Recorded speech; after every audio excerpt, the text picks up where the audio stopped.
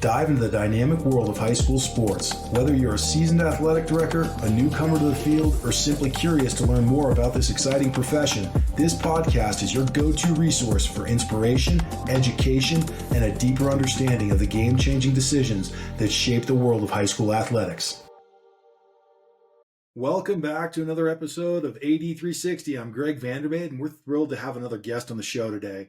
Our special guest for today's episode is going to be none other than Kelly Dullard, the Associate Director of Athletics at Mater Dei High School. Yes, you heard that correctly, the Mater Dei High School. Kelly, really appreciate you joining us today. How are things going? Greg, appreciate you having me. I'm excited. First time I've ever done this. So, I've been, barely slept last night thinking about it, but no, things have been good. We're in postseason for fall sports. A couple fall sports have wrapped up already. As you know, you were at Mater Dei for a number of years. We're crossing over with, started basketball and wrestling and all that. So, it's a busy time, but things are good. It's been a great fall so far. So, and then selfishly, my swim team, we're crushing it out there. We're having some great practices. I'm really excited for our season in the spring too. That's fantastic to hear. Well, we appreciate you joining us today. And as always, my co-host Scott Rosenberg is on with us. Scott, how you doing today? And you ready to talk some budgeting? Doing great. Good to be here. Kelly, great to see you again. Listen, first delayed opening in New Jersey. It is late November. Kids got to school late today. We had some snow. Crazy for you guys to be thinking about, I'm sure. But all good. And definitely excited to talk about budgeting. Kelly, I was looking at your website. I wouldn't have even had the budget to do a signing ceremony for 29 non-football kids signing for college a couple weeks ago. First of all, congrats.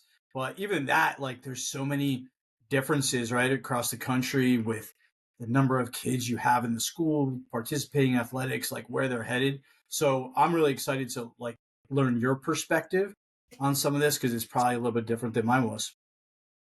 Yeah, and we'll get into that obviously, but signing day, we've actually changed it to college commitment day because the national letter of intent is no more. And it kind of changed things on our end a little bit. But we still found a great way to celebrate our athletes. And Greg, we did change our format. We don't have coaches speaking anymore. Ooh, well, that's a big change. That certainly cuts down the time frame, I imagine. Yeah, with the number of kids in this one, we were like, we're gonna be here for 3 hours, and it's early in the morning. We do it at 7:30 a.m. So we had the coaches send, a paragraph or two of something to say, and me, Jessica Perry, and Kevin Kiernan, the other ADs, we divvied it up and kind of spoke about a handful of sports at a time. As the kid came up to step and repeat, coach took a photo. It worked out really well. Scott, this sounds to me like we have a repeat guest because when we talk about signing day ceremonies, Kelly, we're probably going to bring you back into the fold to talk a little bit more about this. All right. It's efficient. He's in. Jessica Perry too. She was the one that did a lot of the planning, so she would be. I'll be there as a backup, as a support. How about that? That sounds fantastic to me. Well, as we talked about in the beginning, today's episode, we're going to be focusing kind of on budgeting 101 for athletic directors. This is one of the more important elements of the job and being able to sustain a good athletic program. So we're extremely excited to have Kelly on joining us today because, as Scott kind of alluded to, he has a lot of budget knowledge and a lot of unique situations and scenarios that we can kind of talk through. So definitely excited for you to drop a little bit of insight on us today. Sure. That's what I'm here for. Sorry, Kelly, you go.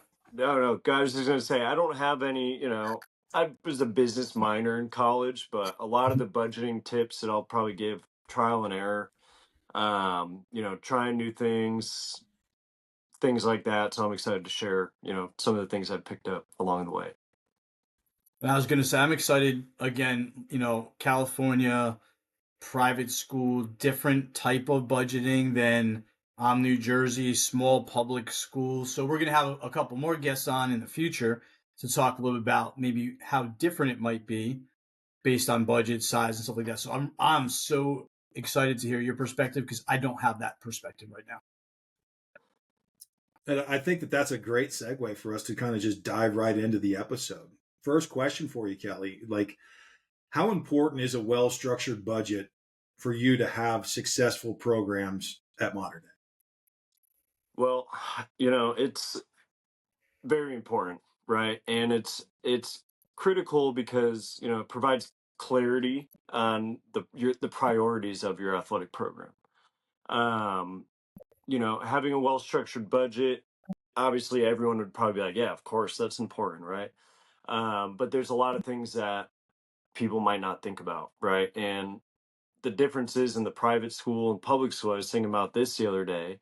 Um, you know, I would assume public schools is a lot of zero-based budgeting, right? Like the district gives you your budget for equipment, uniforms, apparel, things like that. On the private end, we collect team fees per kid. It's almost like a pay to play type of deal. And as a head coach, you're really responsible for budgeting your program and making decisions on, all right, I have $10,000 to spend on uniforms and $15,000 to spend on transportation or 5,000 for team meals. So there's a lot of expenses. Those things add up really quickly. So as a coach, right, having a structured budget, being organized, laying it out on a spreadsheet, and finding what works for you and your program. I mean, that's critical. Otherwise, and Greg, you've seen it, coaches that go in the red or overspend, and it's usually because of a lack of being organized. Now, from an AD perspective, overseeing these programs, it's important for me that I know the needs of all of our different types of programs. Like I know the swim team, I know my program really well. I'm the head coach, right? But I know aquatics in general, their budgeting process, their bottom line is way different than some other programs on campus. And that's due to the size of the program, um, you know, kind of the background of the program, where your kids are coming from. We have a lot of kids on financial aid at Mater Dei High School, which is a great thing, but that changes, the needs of the budget as well. So I would say, having a well-structured budget depends on the program, but it's also just critical for, sustaining your program long term, because a lot of those funds aren't given to us by the school or by a district. They're funds that are fundraised by the coach, or collected through team fees. That's interesting. I'm going to hold off on the zero-based budget question for a second, but I think that's going to be important when we talk about like starting out the budget and how what that looks like. Um, Again, so different perspective on like the coach's input or the coach's responsibility for a budget, depending on where you are. I can remember meeting with my coaches just to get like an idea of what it is that they were going to need the following year, but they didn't have a ton of say, per se, in the budget number, or they had a say in how they spent it, but they didn't have a say in the budget number. And I had to look at the full picture for all the programs. Example, uniform rotation, right? Like I had to build in a uniform rotation into my budget so that like the swim team could get new uniforms every 3 years.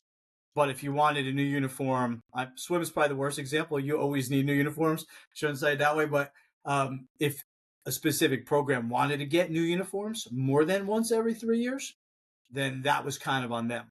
But it was a little bit different than maybe having the coach as involved in fundraising and things like that. So I love hearing that. It's really interesting.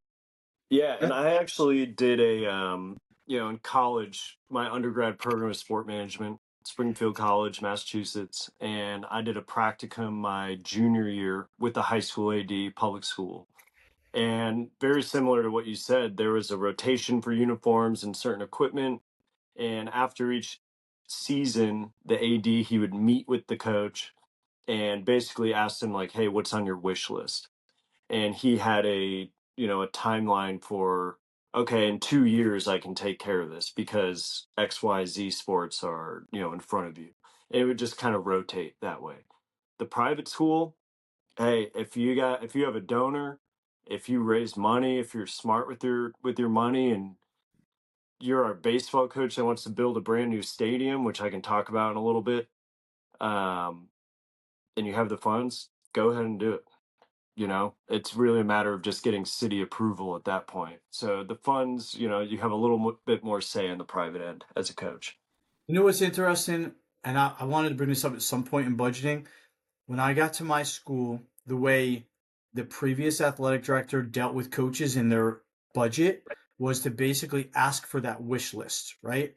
The AD knew how much he sort of budgeted towards that program and towards each program, but he would say, "Hey, Greg, like you're the football coach, give me your wish list." And what was so interesting that I found out later was that almost every coach spent way less than was budgeted. Like I would have thought they're going to come in and ask for the world, right? But they actually asked for less than they even were sort of entitled to in the budget. So when I came in, I gave them a number, and they were surprised that the number was higher than they had been spending. But I was like, listen, you've got whatever number it is. Now let's figure out how to spend it. So there's even a different approaches to like wish list versus here's your budget. And I think that's an important thing to note, and I think that's where it's going to be beneficial for our listeners as we're going through kind of this budgeting series. Because Scott, as you had mentioned before, we'll get a public school perspective on this too in another episode. But you're looking at it from the standpoint of like, this is what we've got to spend, and a lot of times in the private side of things, it's like this is what we need to be able to get to be able to accomplish what we want to get done in the coming years. And it's two different approaches to it that have to be universally unique to one another, simply because you're starting with a number and you know what you got versus I know what it's going to cost and how am I going to get there. So I think that's where it's going to be really interesting for our listeners as we go through kind of getting both perspectives of this, both the private side of things as well as the public. So really excited to continue this conversation. Segue to that starting out the budget, like you're beginning to build that budget. When does that happen for you? Like at what point are you starting to look at next year's budget, and where do you start from, that perspective? No, that's a great question. I love that because that's something I'm trying to infuse into our head coaches right now and kind of streamline our budgeting process. Um, Probably about 5 years ago, I built a very basic budget on a Google sheet, like a Google Doc, right? Microsoft Excel. And that's really developed into, I calculate how much I'll collect in team fees, what my operation costs are, apparel, gear, transportation, all those things, all right, those line items, how much I anticipate to fundraise. And then I have, it basically all formulates into what I'll end the fiscal year with in my bank, right? In my swim team account.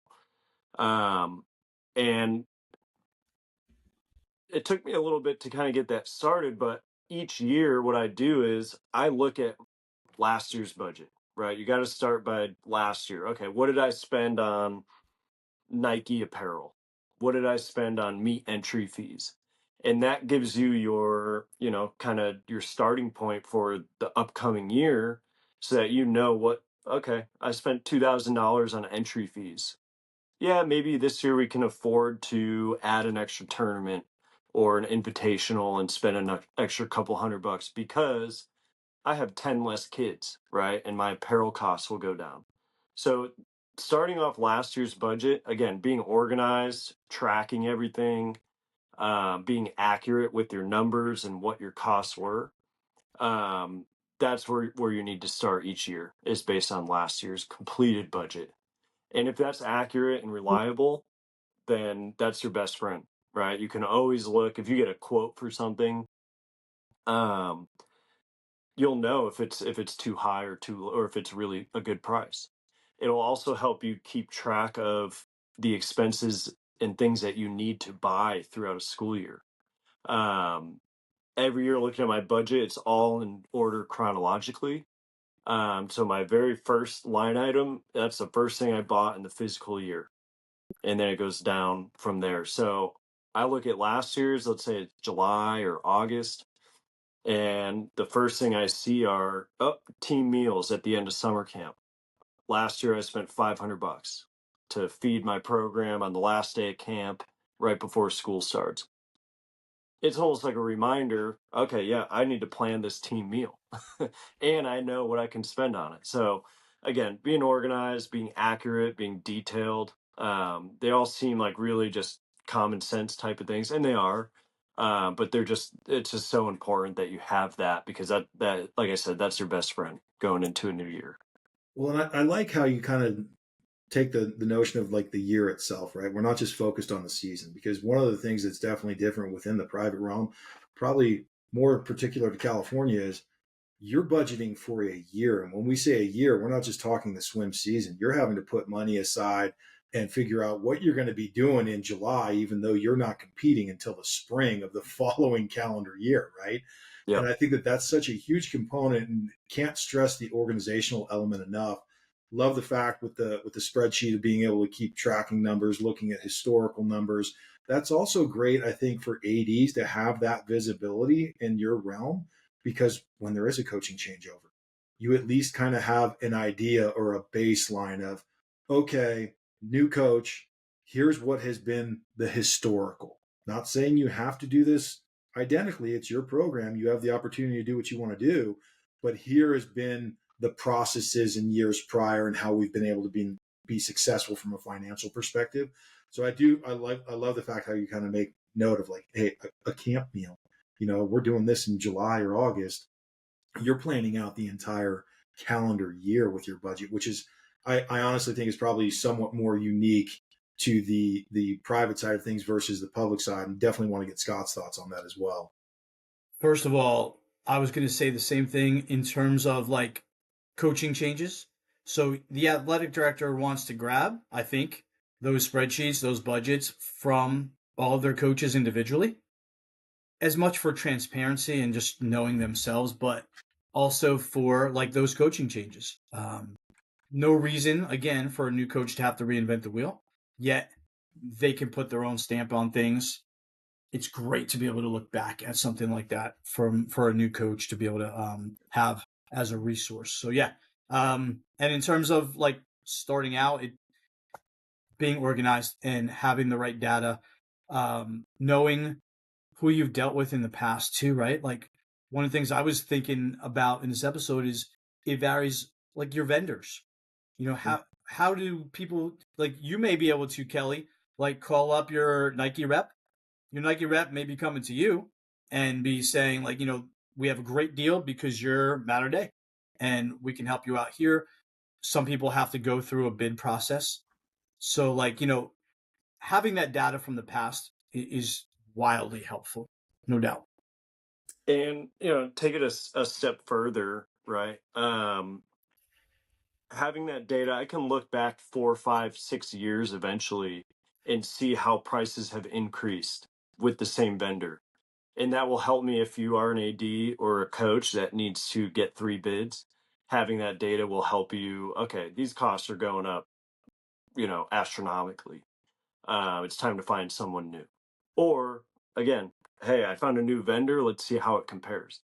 On the AD side of things, and what I mentioned at the beginning of my response was, I shared my template, my budget template, with all of our coaches. And I asked them basically, this is the first year we've done it. Hey, track your expenses, put in your anticipated costs, and then once you actually have the quote and the invoice, put in the actual number. At the very top, you have your team fee collection, estimated number of kids, and all the formulas are there. So it pretty much just balances it out. Once you put all your projected costs, you'll know if you're going to end the year in the green or in the red. And then as you go out throughout the fiscal year, not just the season, the whole calendar year, you just put in those actual numbers.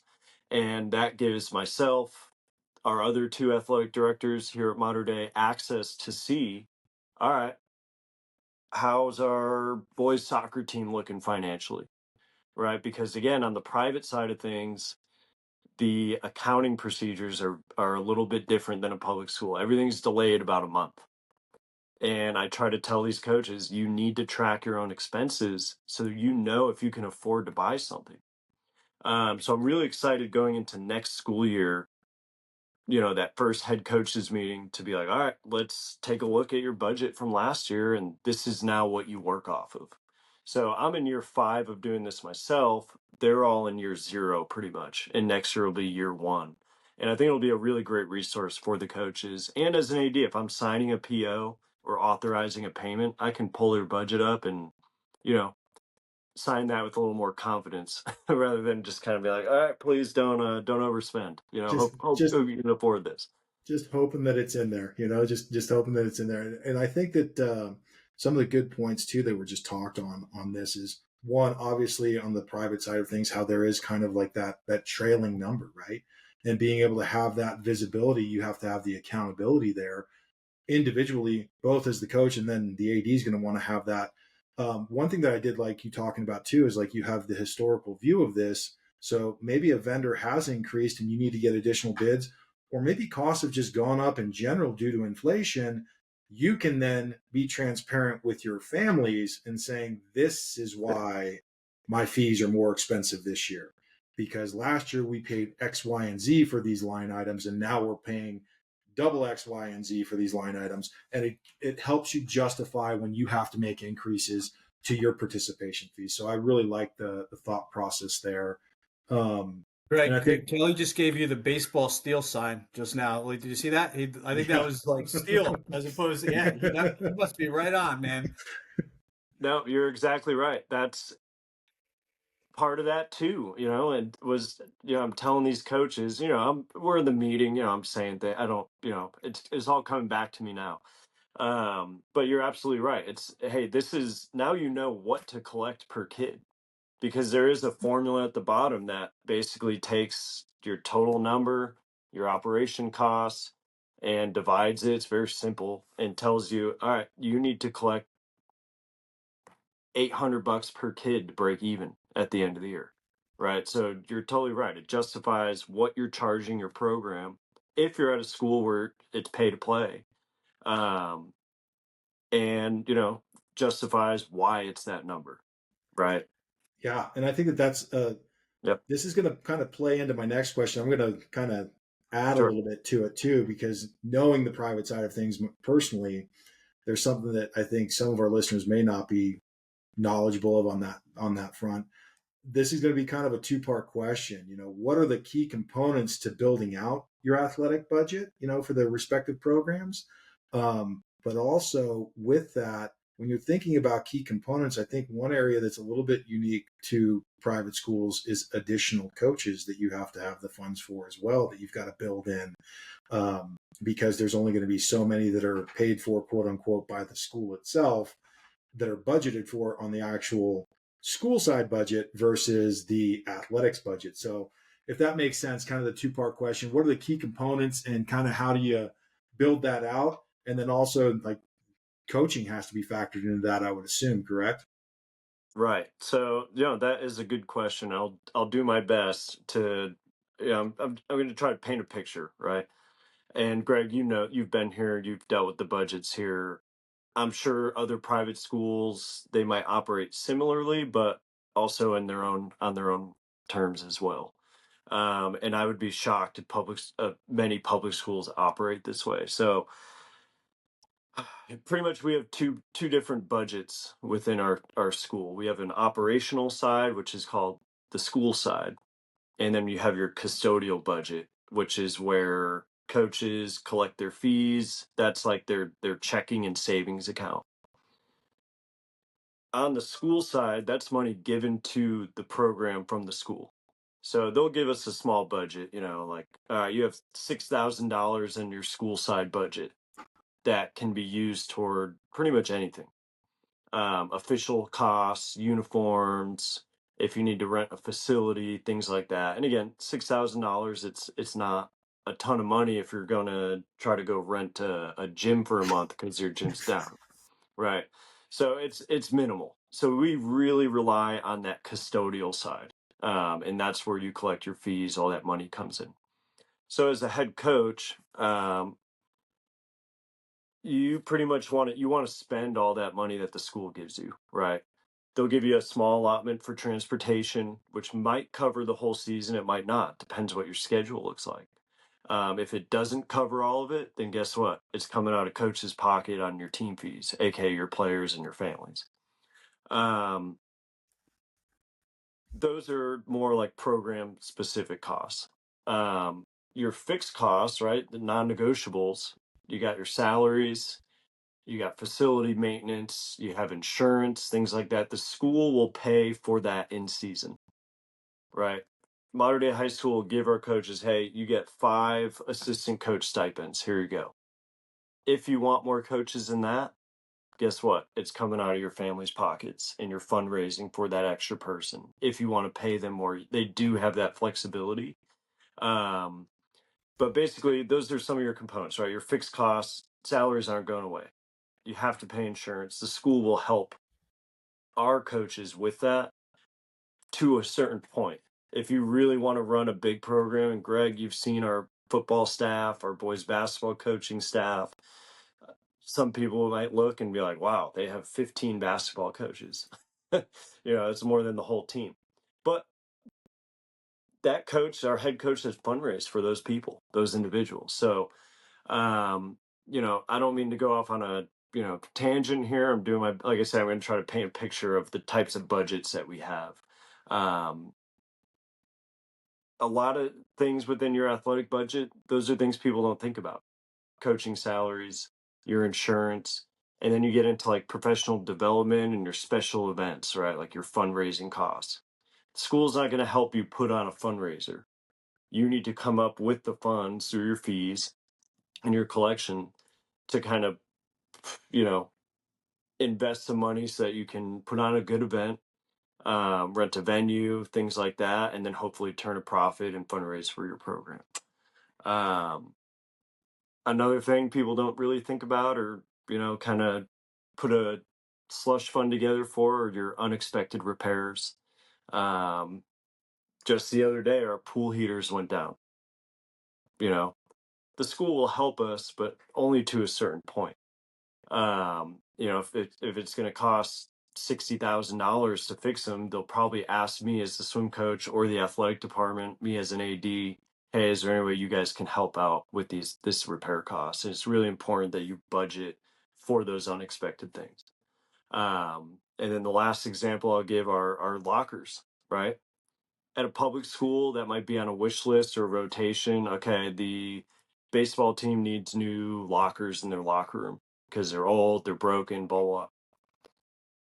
We, as an aquatics program here, we had to pay for a good percentage of that new install and the new equipment and the new lockers and all that, and also kind of plan and schedule and coordinate it. So that's something I knew a few years ago, and I built that into my program in my team fees, so I can say, yeah, we can put X amount of dollars toward a locker room, revamp and things like that. Because again, private school budgeting is a little bit different. They give you that small school side operational budget, but it's not going to cover the things that are really needed for your program because they're relying on you to collect fees. I think that's so interesting. Like, first of all, we don't ever want to reinvent the wheel here, so we're going to hit you up for your template at some point to get Sure. over to us so that we can share that. Um, Gosh, like I'm thinking as I'm listening to you, how do parents respond to like you banking money towards the future? Right? Like a lot of times I ran into we're raising the money now we want to spend. Like we'll have a little rainy day amount in a booster club account or right the team account, but like my kid's a junior, we're raising money for them and you're thinking about lockers when they're going to be a freshman in college. Mm-hmm. No, that is a great question. That's a very difficult thing to do. Um, I'm very transparent. All of our fundraising is optional with my swim program. And each program here, like from the AD's perspective, yeah, we have an athletic department golf tournament, right? That Jessica Perry puts on, and it's an awesome day. And that we raise funds to go toward something big like our weight room that all programs use. or new lighting on the fields to switch them to LEDs. But each individual coach will run its own fundraiser. And I'll speak for myself as swim coach. We do a parent social auction type of event. It's very low key, it's very casual. Because I found my parents, they kind of prefer that. There's a lot of events throughout the year that are formal and big deals. Sometimes they just want to, hey, it's a Friday night. Let's go hang out with the parents in the program, have some cool auction items. And it gives me a chance to talk to them. Hey, this is what I want to do next year for the program. Here's what I want to do in 2 years, 3 years. So being transparent, having a plan, that's how you kind of make those asks for, hey, 3 years from now, this is what I want to do. And parents can decide if they want to give to that or not. As long as there's something that can come in the immediate, like, hey, the primary right now is for next year, right? A couple of years ago, I need new lane lines, 10 of them. They go for about $800 each, so it's a pretty big cost. And you can buy the reels. That's another $2,000 or $3,000. You need 2 of them. So I'm like, hey, we are trying to raise $15,000 for new lane lines, and once we have the money, I'm buying them. I have the quote. I'm ready to go. I just need the funds, and we fundraise that money almost immediately. Probably over the course of a week or two. We're very fortunate to have, generous parents that support the program and care about it enough to, give to a cause like that for their kids. And they showed up on the pool deck probably a month later, 2 months. That's showing like, hey, I said we were going to fundraise for this, and here it is. Now, if you have a surplus on that fundraising, that's when you start to kind of like pocket it and build on that for the next year. Hey, we fundraised $18,000. We only needed 15 for the lane lines last year. Going into the next year, you already have a plan. You've kind of told them what you're working towards, and you can say, we raised a couple extra $1,000 last year, so now our work's cut out for us. We don't have to fundraise as much. So that's a really good point. How do you convince parents to give to a program when their kid will graduate out? And that's where you just have to be really transparent, honest, and build that trust and relationship with your families. I love that response because so many times when Scott and I are on here just kind of shooting the breeze back and forth and doing these episodes where we don't have guests, there's a couple key points that you touched on that I think Scott and I just champion all the time. First, transparency is king. You're never going to be getting yourself into trouble when you're being fully transparent of what's taking place in your program. 2 is just the communication piece and making sure that everybody's all lined up and they understand what's taking place. But I think a big takeaway for me on this is relationships that you're developing both as an athletic director as well as a coach, because you're doing it on both fronts, right? And you're making sure that those families who are tremendous resources for you when you're in the private school setting, I mean, across the board, they're tremendous resources, but particularly in the private school setting, there's an element of keeping your families happy and being able to be successful. That's going to play a role with it, right? And as you're developing those relationships and you build them and they're strong, you can go and have those conversations that might be a little bit uncomfortable where you're saying like, hey, I understand your child is a junior and what I'm envisioning is going to be 3 to 4 years from now. But what I'm coming to you and asking for is you saw such a great experience that they have. We want to provide that for others. And you have that relation aspect where they look at you and they have the belief and the trust because you delivered on the lane lines. They know, hey, Kelly's coming to me for this for a reason. I got faith in him. He's proven time and time before. He's been transparent. He's communicated with us. Strong relationship here. I'm going to open up the checkbook. And I think that those are some great takeaways that I got from that response. How about you, Scott? Yeah. Everything you said, for real. Transparency is king, and building up that trust factor, coming through, right, for families. If you say you're going to do something, if they do their part, you have to do your part. So I think that's so important. Colorado timing system. I'm not a swimming guy. I remember, like, isn't that a thing? Like, that's expensive. I used to rent that out. We didn't have our own pool. Talk to me a little bit, and maybe both of you guys. I don't know if you have an answer, but any major pitfall, any like story of screwing up a budget, uh, where we could tell somebody like, geez, man, I made this mistake once or only once, thank God. But anything that like top of mind where semi disaster, almost disaster? I've had a couple moments where I'm like, oh my gosh, I'm nervous, and I've kind of got it was before I really started organizing as well as I do now, right? I didn't have my system down, right? This is probably like, I don't know, 6, 7 years ago. And I remember it bothered me for months. I'm just like I think I spent too much money.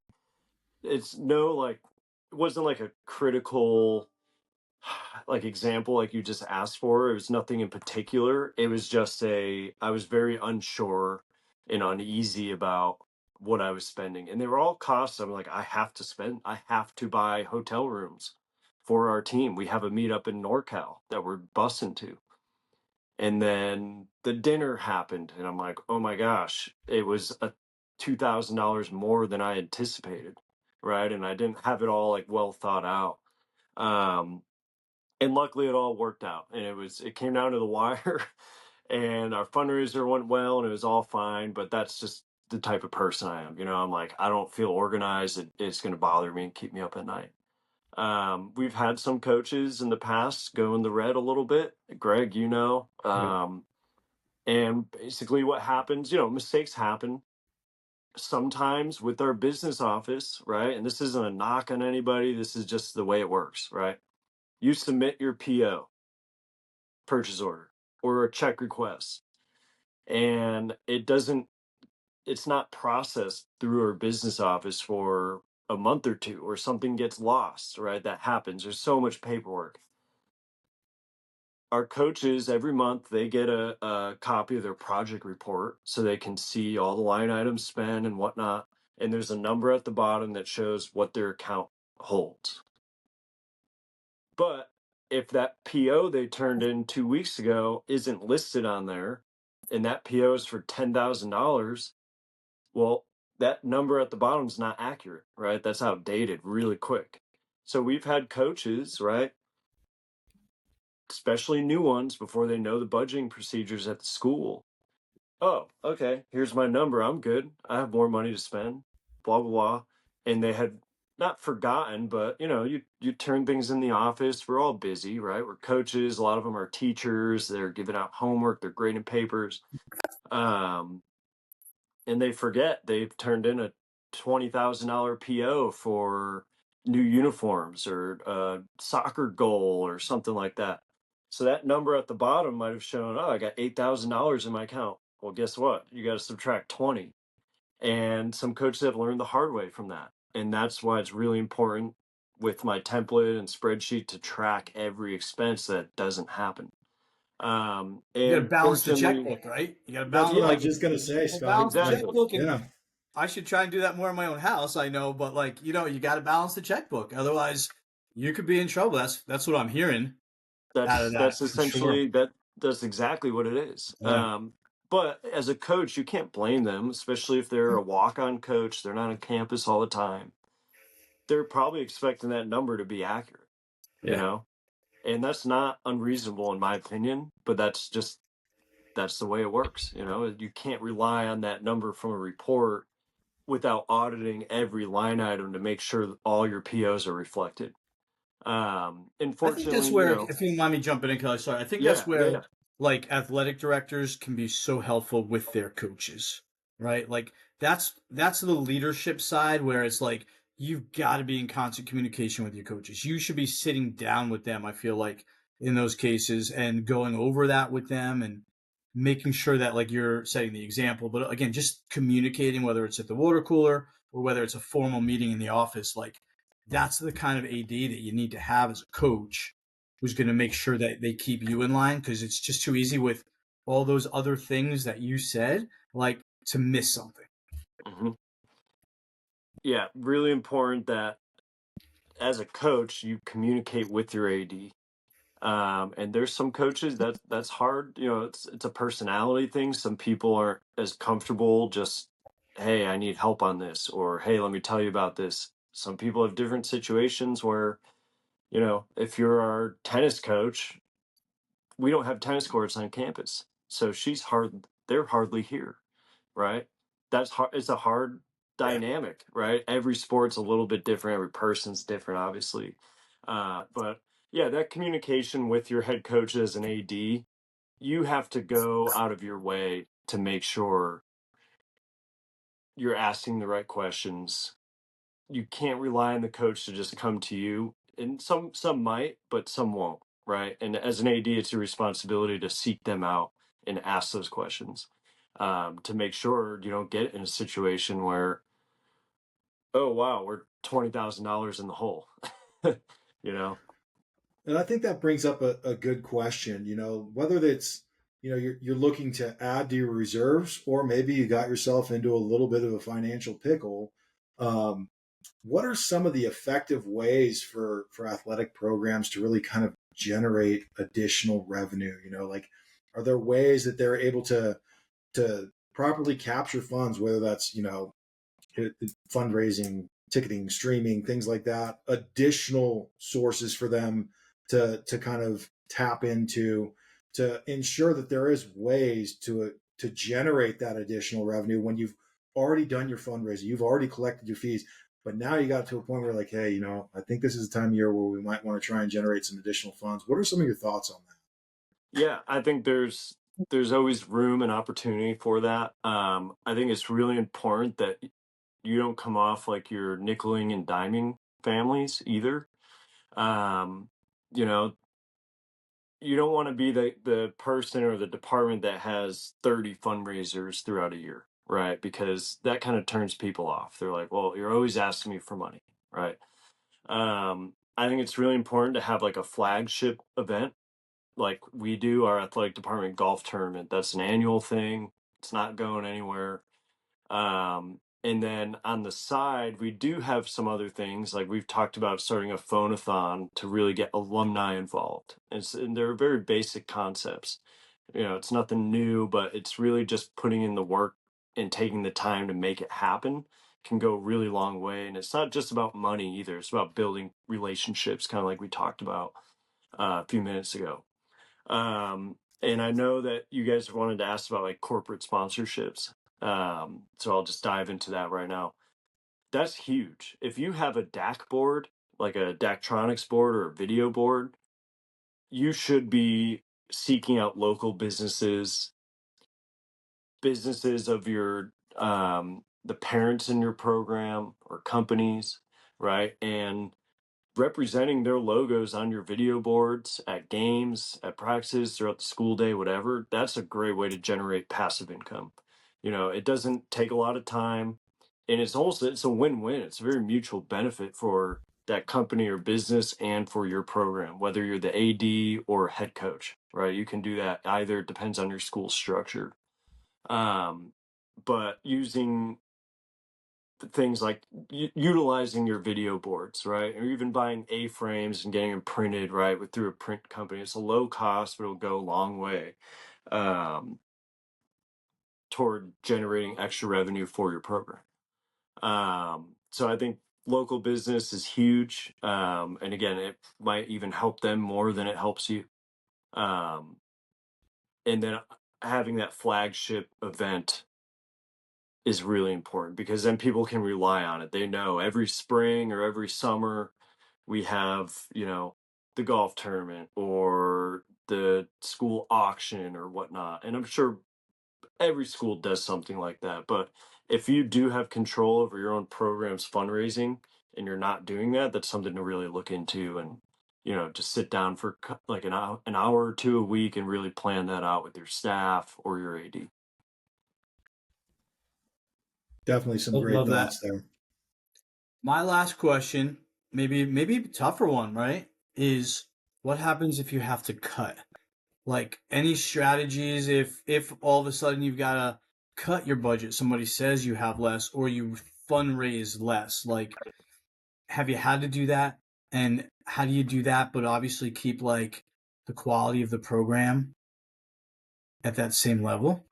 That's a great question. And what I'll start off by saying is always lowball your fundraising estimates or projections and always heighten your costs, right? So in my budget, I know there's probably like a couple $1,000s of wiggle room, right? I always budget worst case scenario. Okay, I'm going to fundraise almost nothing, and my costs will be really, I'll mark them up like 5-10%. And then when I actually fill out my actual costs, it kind of comes together. But there have been times where I'm like, hey, I can't afford a team photographer this year. I can't pay him X amount of dollars that I paid him last year because I have 4 more kids on financial aid who can't pay their fees, and I'm going to waive them if I can. So I find things like that, like team photographers. You can cut that out of the budget and have a parent who's skilled with the camera to really help.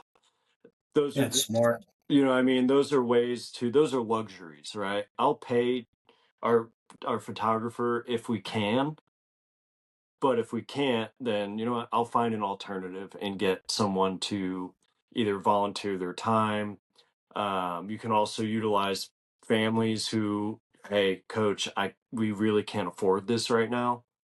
You can ask them in exchange, well, then, can you come and help out a little bit at the snack bar, or, timing, or working the table if you're a gym sport.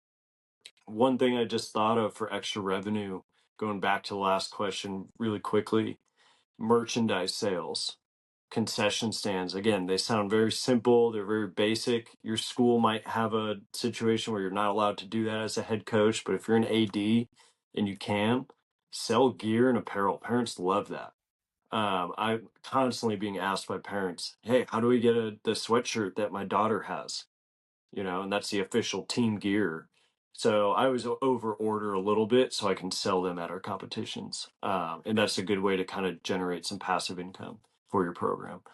Kind of those both. Listen, my takeaway from what you said about having to cut is to just be conservative when you start things out, right? That's the way I would classify it. I feel like, hey, if I knew my budget was this much, I would say to my coaches, you have this much, and it was always less than I budgeted for them. And like if it wound up towards the end of the year that we had a little bit more money, like I would use that towards big ticket items that helped everybody.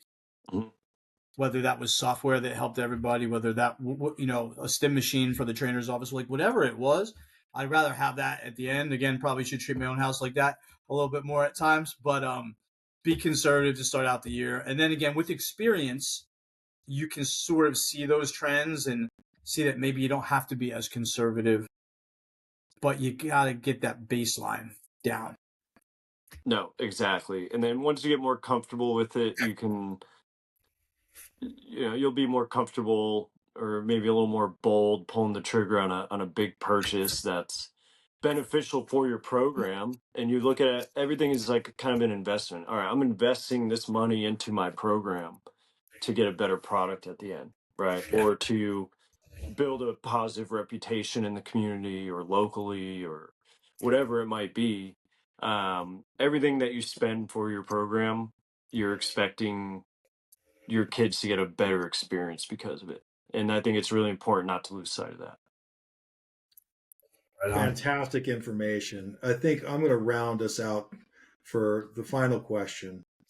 And it's a pretty broad one, but if you were to give a singular piece of advice to a new athletic director when it comes to budgeting, what would you advise them to look for or to do?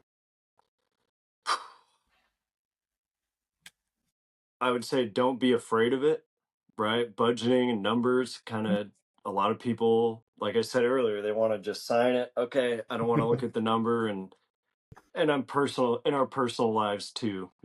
I think people do that quite a bit, right? It's hard to look through your expenses and your finances sometimes, but I think you really have to approach it with hey, this is it's a positive thing. It's a solution based thing. It's not a scary thought, right? I think that's number one. Don't be afraid of it. Go and attack it, and just own it. Just do it. Number two, you can't spend a lot of time on it. As an AD, especially a new AD, you're learning a lot. There's parent meetings. There are games to go to. There are so many important things that you have to get done on a day-to-day basis. You should only allocate 10 to 20% of your time on budgeting.